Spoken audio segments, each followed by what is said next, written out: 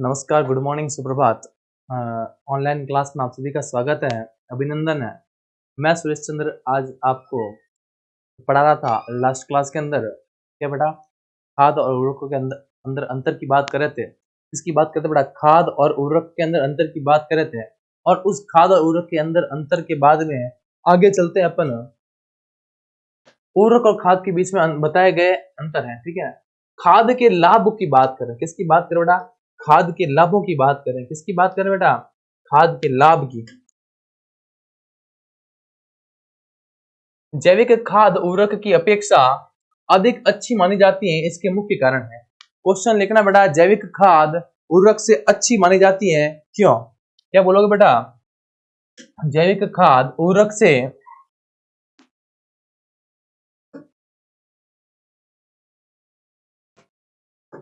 Question लिखेंगे बेटा, जैविक खाद उर्वरक से अच्छी मानी जाती हैं,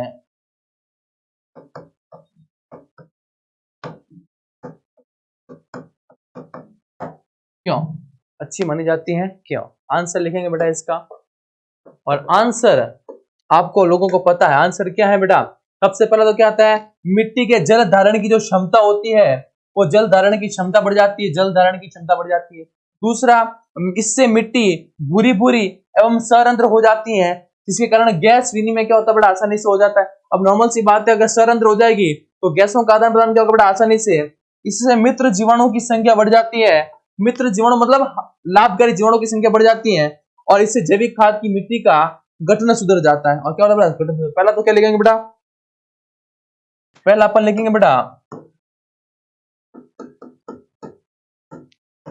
जल धारण क्षमता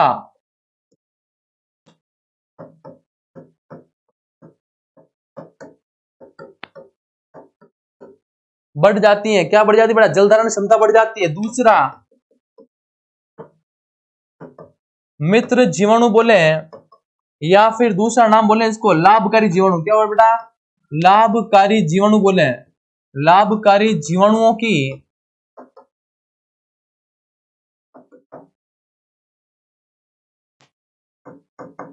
संख्या बढ़ जाती है। ठीक है बेटा।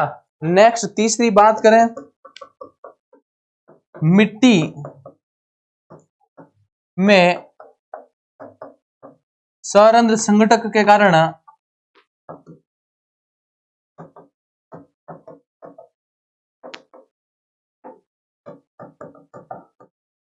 गैसों का आदान प्रदान होता है। और चौथा चौथा क्या है बेटा?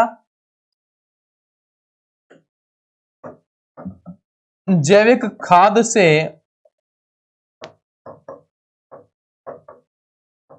मिट्टी का गठन सुधर जाता है। कोई दिक्कत क्या? इस क्वेश्चन के आंसर में कोई समस्या है तो बताएं बेटा। कोई दिक्कत हो तो बताएं। कोई समस्या, किसी प्रकार की कोई समस्या है तो बताएं बेटा। आगे चलूं? चले भाई, आगे चलते हैं, आगे चलते हैं।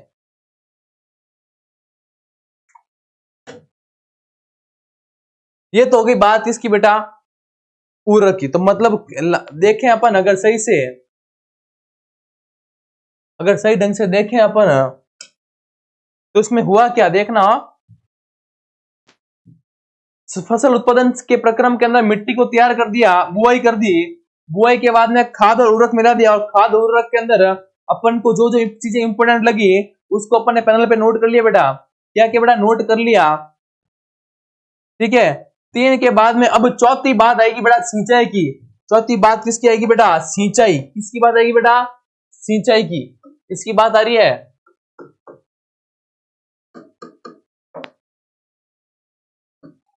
चौथी बात आ रही बेटा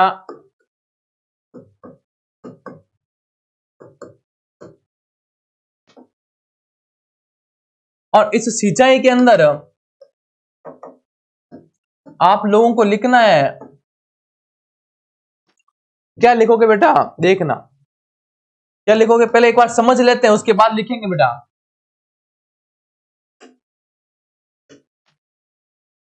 जीवित रहने के लिए प्रत्येक जीव को किसकी आवश्यकता होती है बेटा, जल की। प्रत्येक जीव को किसकी आवश्यकता होती है बेटा, जल की आवश्यकता होती है। पौधे के फल फूल फल बीज की वृद्धि एवं परिवर्धन है बेटा, क्या है बेटा, परिवर्तन का मतलब डेवलपमेंट। अरे परिवर्धन का मतलब क्या होता है, डेवलपमेंट। परिवर्तन का मतलब डेवलपमेंट, और डेवलपमेंट का मतलब बढ़ना, ठीक है बेटा, निर्माण, ठीक है बेटा। परिवर्तन के लिए जल का विशेष महत्व है।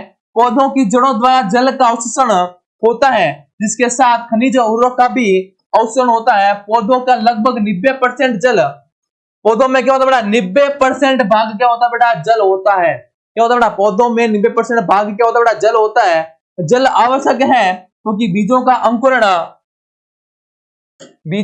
अंकुरण शुष्क स्थिति में नहीं होता। कौन सी स्थिति में बेटा, शुष्क स्थिति में नहीं हो सकता। जल में घुले पोषकों का स्थानांतरण पौधों के प्रत्येक भाग में होता है। यह फसल की पाले एवं गर्म हवा से रक्षा करता है। अब फॉर एग्जाम्पल अगर आप पानी नहीं देते हो, कभी देखा होगा पौधों को, तो उस केस में क्या होता है, पौधे की जो पत्तियां होती है वो मुरझा जाती है।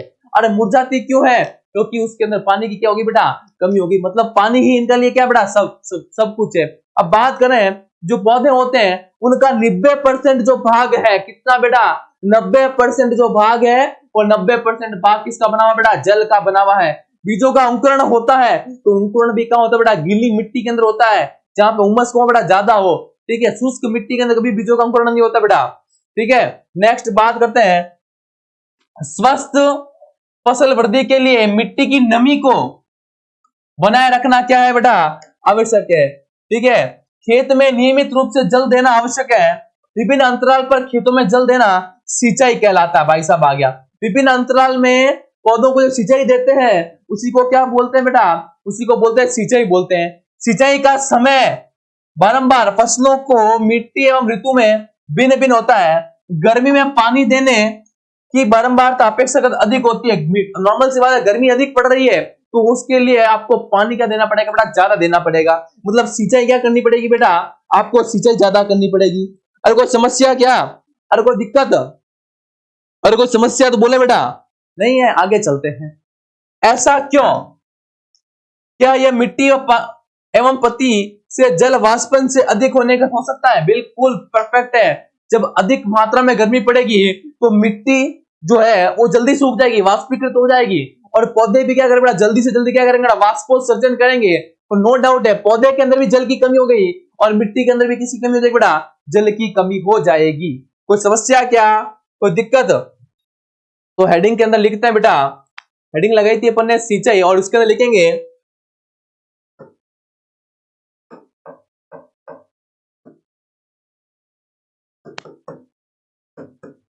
पौधों को बारंबार जल देने की प्रक्रिया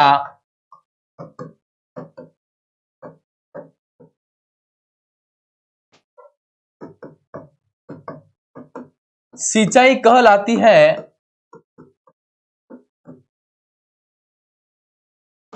सिंचाई प्रत्येक पौधे को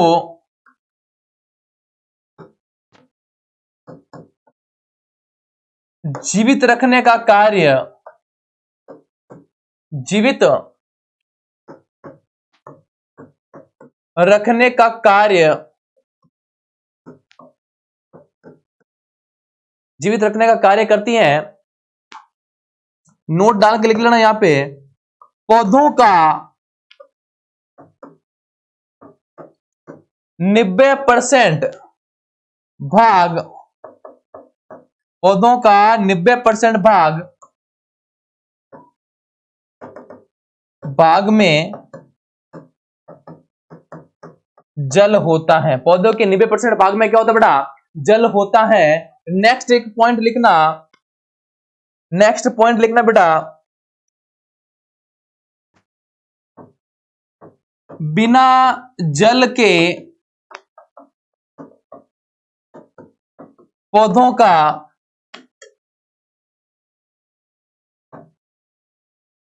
विकास नहीं हो सकता। नेक्स्ट पॉइंट लिखना एक इसके अंदर ही वे सारी सिंचाई की विशेषताएं समझ लेना बेटा। बीजों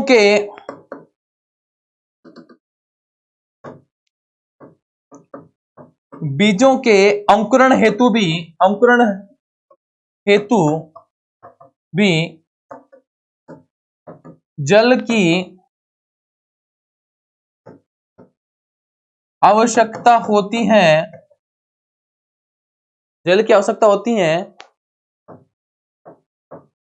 बिना जल के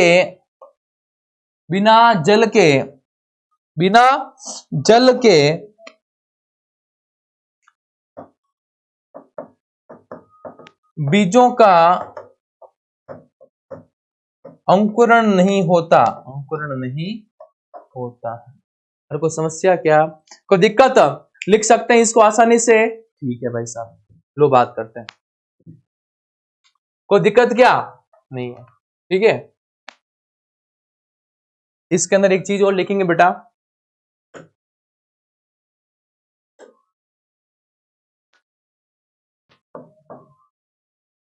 इसके अंदर एक चीज लिखनी है बेटा आपको। वो चीज क्या लिखोगे?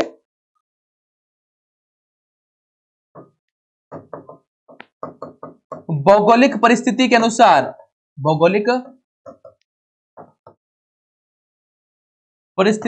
अनुसार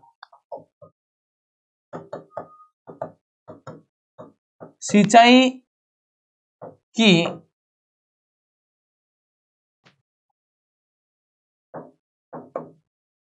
प्रक्रिया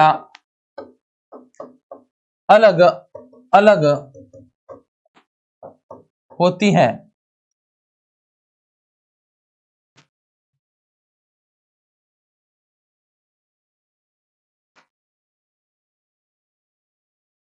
कोई दिक्कत है क्या यहां तक? कोई समस्या नोट कर सकते हो? नोट करें, आगे लिखना है बेटा।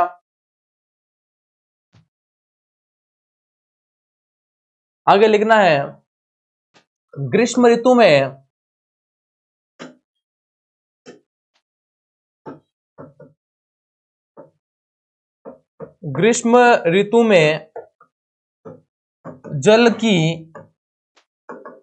जल का अधिक वाष्पोत्सर्जन होता है व मिट्टी द्वारा भी जल का वाष्पीकरण हो जाता है। अतः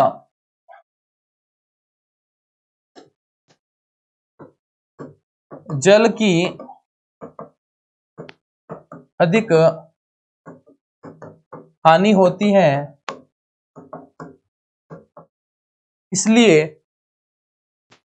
ग्रीष्म ऋतु में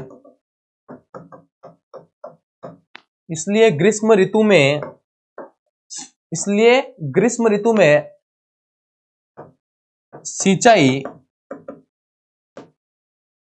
दिन में 2 बार की जाती है। दिन में 2 बार की जाती है, जबकि इसके विपरीत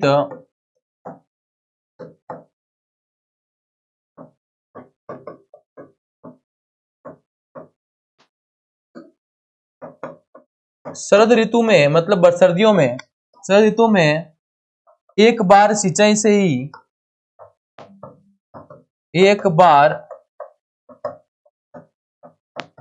से ही काम चल जाता है।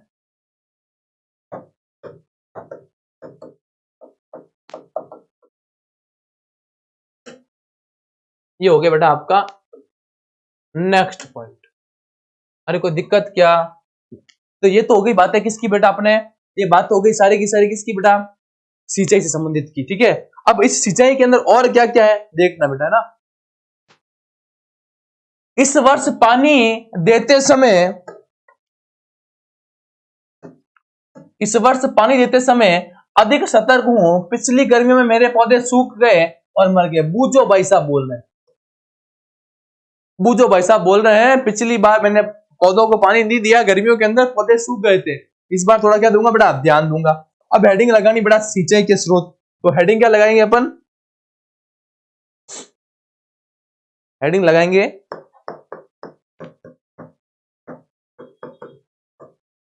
सिंचाई के स्रोत, हेडिंग लगाएंगे। क्या हेडिंग लगाएंगे बेटा, सिंचाई के स्रोत, हेडिंग लगाएंगे। और उसके अंदर लिखेंगे बेटा, पहले तो पढ़ लेते हैं, है क्या बेटा, सिंचाई के स्रोत के अंदर एक तो आएगा कुआं, जलकूप आएंगे, तालाब और झीलें आ सकती है, नदियां आएंगी, बांध आएंगे, नहर आएंगी, इत्यादि आएंगे। ठीक है बेटा, ये सब नदियों के मतलब जल के स्रोत क्या है, जल कहां से आता है, वही उसका क्या बेटा, स्रोत है, स्रोत है। और स्रोत को ही, स्रोत में कहूं कुआं भी आ गया, जलकूप भी आ गया, तालाब झील आ गया, नदियां आ गई, बांध आ गया, नहर आ गई। आ गया समझ में, कोई दिक्कत, आगे चलो बेटा, आगे चलते हैं, देखना।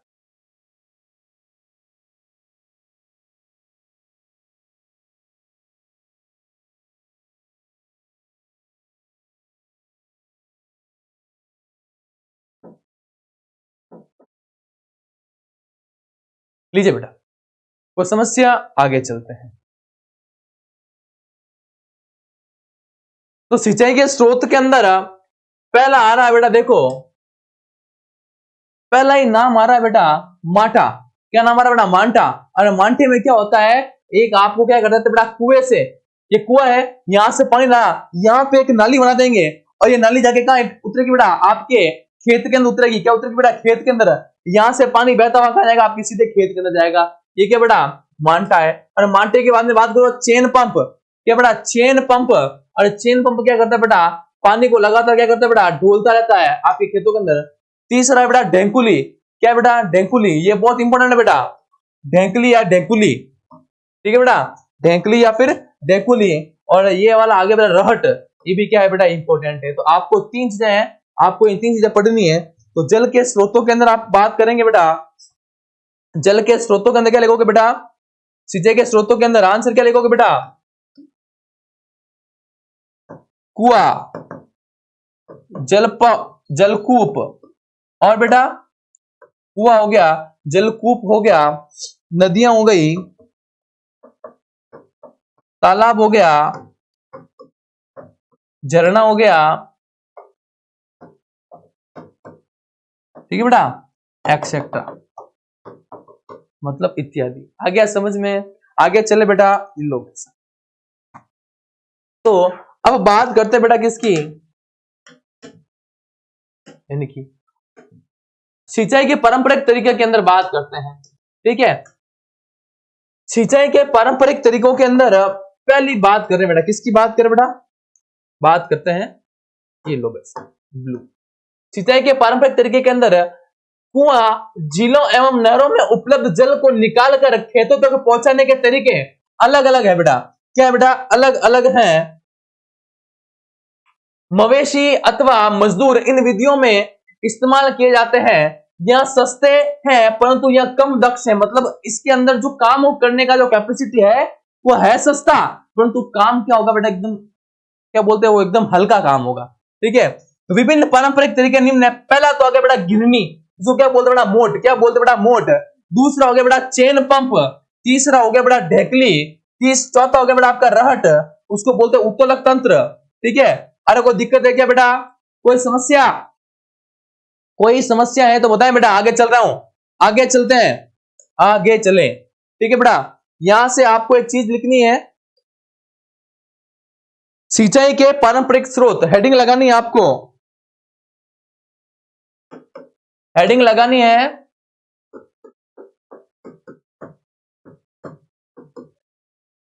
सिंचाई के पारंपरिक स्रोत। तो इसके अंदर लिखोगे बेटा क्या, समझना, इसके अंदर लिखेंगे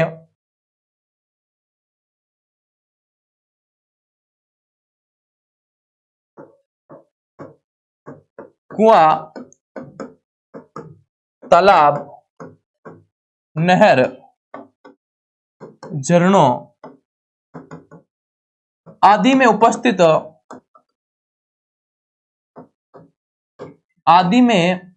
जल को खेतों तक पहुंचाने हेतु अनेक प्रकार की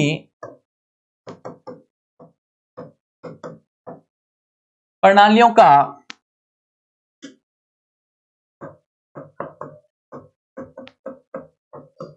प्रयोग किया जाता है। अनेक प्रकार की प्रणालियों का प्रयोग किया जाता है, ठीक है बेटा। ये निम्न है, पहला नाम तो आपके पास में क्या आ गया बेटा, पहला नाम तो क्या आपके पास में, सबसे पहला नाम क्या बेटा, मोट। क्या नाम बेटा, मोट। इसका दूसरा नाम क्या बेटा, गिरनी। क्या नाम है बेटा, गिरनी। दूसरा बोले बेटा, दूसरा नाम क्या बेटा, चेन पंप। क्या नाम है बेटा, चेन पंप। तीसरा नाम क्या है बेटा, ढेकली। क्या नाम बेटा, ढेकली। और चौथा नाम क्या है बेटा, चौथा नाम है बेटा रहट। ढेकली का दूसरा नाम क्या है बेटा, ढेकली का दूसरा नाम क्या है, कोई नहीं। रहट का नाम क्या है, उत्तोलक तंत्र। रहट का नाम याद रखना, उत्तोलक। क्वेश्चन आ सकता है, उत्तोलक तंत्र किसे कहते हैं।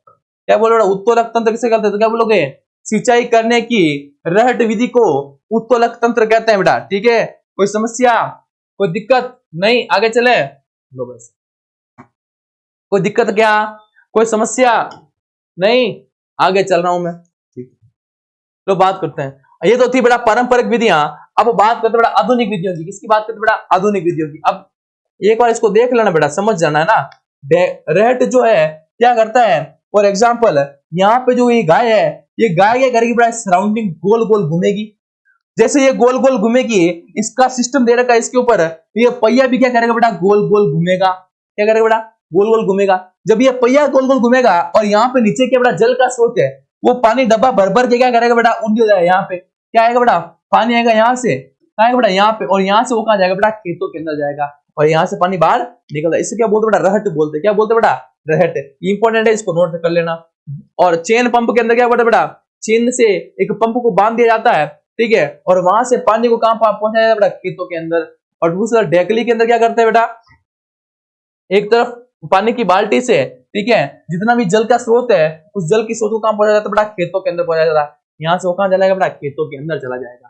और ठीक उसी प्रकार से क्या बेटा, मांटा है। क्या बेटा, मांटा, या फिर क्या बोलते हैं बेटा, मोट या फिर गिरनी बोलते हैं, ठीक है बेटा। मोट या फिर क्या बोलते हैं बेटा, गिरनी बोलते हैं। यहाँ तो कोई समस्या क्या, कोई दिक्कत है, आगे चले। चलो, ये वो तो थी बेटा बेटा पारंपरिक विधियां, जो once upon a time there was है। मतलब कहने का मतलब जो पहले जमाने में चलती थी, उसको बोलते थे बेटा क्या, अरे उसको क्या बोलते थे, वो है पारंपरिक। अभी जो नहीं चल रही लेटेस्ट, उसको बोला बेटा आधुनिक। क्या बोलेंगे बेटा, आधुनिक बोलेंगे, ठीक है। और आधुनिक सिंचाई की विधियों को पढ़ेंगे अपने नेक्स्ट क्लास के अंदर। तब तक के लिए धन्यवाद, थैंक यू सो मच, जय हिंद।